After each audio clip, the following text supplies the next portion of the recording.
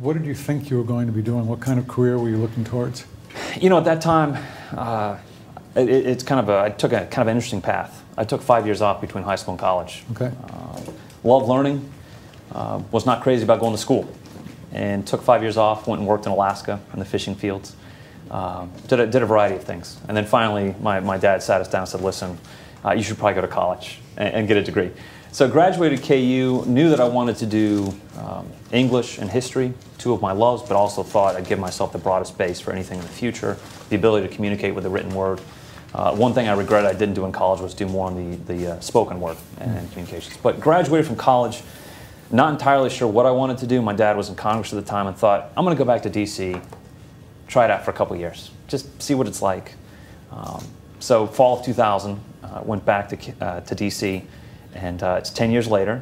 I'm married with 3 kids and still living in the DC area, basically involved in politics. But at the time, I wasn't entirely sure I wanted politics to be long-term, but here we are. And what ideas did you most want to develop? Explain. Just the founder's vision for this country that, you know, rights are God-given. They don't come from government. The idea that government is limited in size and scope. They truly believe that government had a role, but is not to be all things to all people, that it was very limited in its size. But when I explained to people, limited government just doesn't mean the size of government and government spending, but it means the scope, where it should be or where it shouldn't be. It shouldn't be a super theology board. It shouldn't be telling us what kind of health care to get.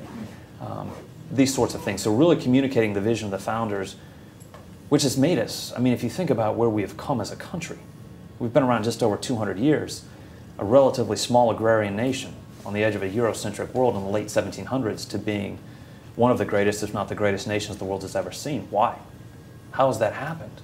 Well, we've applied these principles of limited government, individual freedom, free enterprise, and applied them in a way that's caused us to become the most free and the most prosperous nation in the world. And it's a return to these principles, not a return, a renewing of them, that I want to see happen. I tell people, I'm not interested in seeing a change for 1 or 2 elections. I'm interested in generational change.